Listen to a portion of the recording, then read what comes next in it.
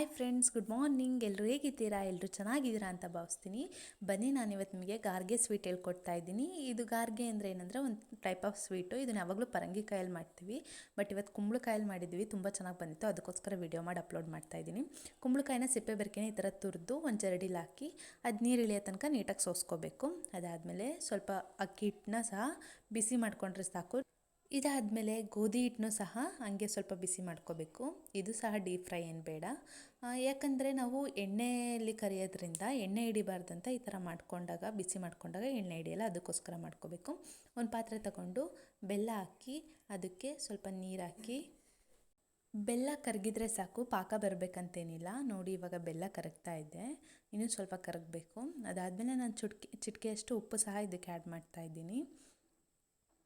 ಇದಿಷ್ಟು ಹಾಕಿ ನೀಟಾಗಿ ಬೆಲ್ಲ ಕರಗಕ್ಕೆ ಬಿಡಬೇಕು. ಇವಾಗ ಬೆಲ್ಲ ನೀಟಾಗಿ ಕರಗಿದಾದ್ಮೇಲೆ ನಾವೇನು ಮುಂಚೆನೇ ತುರಿದಿಟ್ಕೊಂಡಿದ್ವಿ ಆ ಕುಂಬಳಕಾಯಿ ಸಹ ಇಲ್ಲಿ ಆ್ಯಡ್ ಮಾಡ್ಕೊತಾ ಇದ್ದೀನಿ. ಇದು ಆ್ಯಡ್ ಮಾಡಿಕೊಂಡು ಸ್ವಲ್ಪ ಹೊತ್ತು ಬೇಯಕ್ಕಂತ ಬಿಡಬೇಕು. ಈ ಸ್ವೀಟ್ ಎಲ್ಲರೂ ತಿನ್ಬೋದು, ಚಿಕ್ಕರಿಂದ ದೊಡ್ಡವರು ಎಲ್ಲರೂ ತಿನ್ಬೋದು. ತುಂಬ ಚೆನ್ನಾಗಿರುತ್ತೆ ಟೇಸ್ಟು, ಟ್ರೈ ಮಾಡಿ ನೋಡಿ. ಮತ್ತು ಹೆಲ್ತಿ ಕೂಡ. 5 ಮಿನಿಟ್ಸಲ್ಲಿ ಮಾಡ್ಬೋದು ಮತ್ತು ಸಖತ್ ಟೇಸ್ಟಿಯಾಗಿರುತ್ತೆ. ಮಸ್ಟ್ ಟ್ರೈ ಅಂತಲೇ ಹೇಳ್ತೀನಿ. ನೋಡಿ, ಇವಾಗ ಕುಂಬಳಕಾಯಿ ಮತ್ತು ಬೆಲ್ಲನ ನೀಟಾಗಿ ಮಿಕ್ಸ್ ಮಾಡ್ಕೋಬೇಕು. ಎಲ್ಲರೂ ಗಾರ್ಗೆನ ಜಾಸ್ತಿ ಪರಂಗಿಕಾಯಲ್ಲಿ ಮಾಡ್ತಾರೆ, ಬಟ್ ನಾವು ಇವತ್ತು ಕುಂಬಳಕಾಯಲ್ಲಿ ಟ್ರೈ ಮಾಡಿದ್ವಿ. ತುಂಬ ಚೆನ್ನಾಗಿ ಬಂದಿತ್ತು, ಹಂಗಾಗಿ ನಾನು ವೀಡಿಯೋ ಹಾಕ್ತಾ ಇದ್ದೀನಿ. ಇವಾಗ ನಾವೇನು ಫ್ರೈ ಮಾಡಿ ಇಟ್ಕೊಂಡಿದ್ವಿ ಅಕ್ಕಿ ಹಿಟ್ಟು, ಅದನ್ನು ಹಾಕ್ಕೊತಾ ಇದ್ದೀನಿ. ನಾವೀಗ ರೊಟ್ಟಿಗೆ ಹೆಂಗೆ ಸರಿ ಮಾಡ್ಕೊತೀವೋ ಹಂಗೆ ಸರಿ ಮಾಡ್ಕೋಬೇಕು.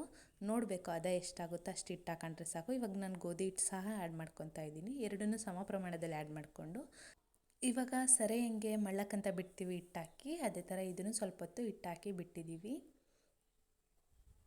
ಹಿಟ್ಟು ಸ್ವಲ್ಪ ಬೆಂದಿದೆ ಅಂತ ಗೊತ್ತಾದಮೇಲೆ ಅದನ್ನು ನೀಟಾಗಿ ಕೂಡಿಸ್ಕೋಬೇಕು. ನಾವು ರೊಟ್ಟಿಗೆ ಸರಿ ಹೆಂಗೆ ಮಾಡ್ಕೊತೀವಿ ಅದೇ ರೀತಿ ಮಾಡ್ಕೊಳೋದಷ್ಟೇ. ಇವಾಗ ನೋಡಿರಿ, ನೀಟಾಗಿ ಮಿಕ್ಸ್ ಮಾಡ್ಕೋಬೇಕು.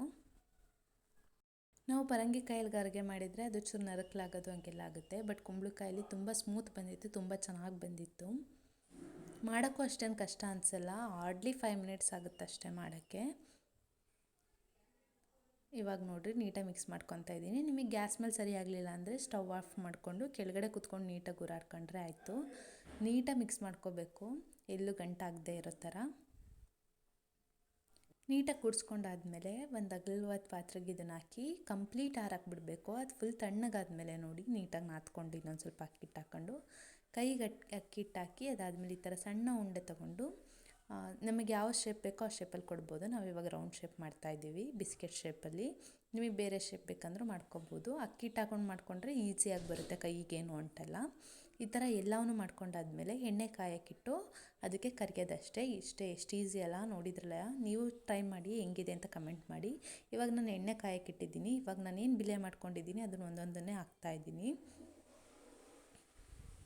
ಸ್ವಲ್ಪ ಬ್ರೌನ್ ಆಗೋ ತನಕ ಫ್ರೈ ಮಾಡಿದರೆ ಆಯಿತು. ಇದು ಒಳಗಡೆ ಎಲ್ಲ ಬೇಯಬೇಕಲ್ಲ, ಸ್ವಲ್ಪ ಟೈಮ್ ತಗೊಳುತ್ತೆ.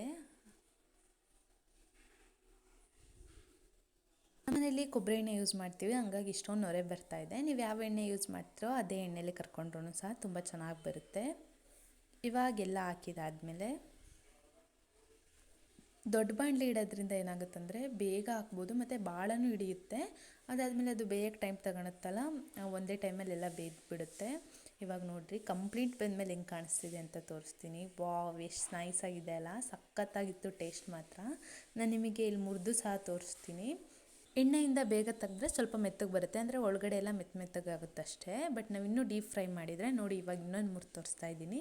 ಈ ಥರ ಪುಡಿ ಪುಡಿ ಆಗುತ್ತೆ. ನಿಮ್ಗೆ ಯಾವ ಥರ ಬೇಕೋ ಆ ಥರ ಮಾಡ್ಕೊ. ನೋಡಿದ್ರಲ್ಲ, ಎಷ್ಟು ಕಡಿಮೆ ಟೈಮಲ್ಲಿ ಎಷ್ಟೊಳ್ಳೆ ಸ್ವೀಟ್ ರೆಸಿಪಿ ಮಾಡ್ಕೋಬೋದಂತ. ಸ್ವೀಟ್ ಬೇಕಂತವ್ರಿಗೆ ಸಡನ್ಲಿ ತಿನ್ಬೇಕನ್ನಿಸ್ತಾರೆ, ಇದೊಂದು ಬೆಸ್ಟ್ ರೆಸಿಪಿ ಅಂತ ಹೇಳ್ಬೋದು.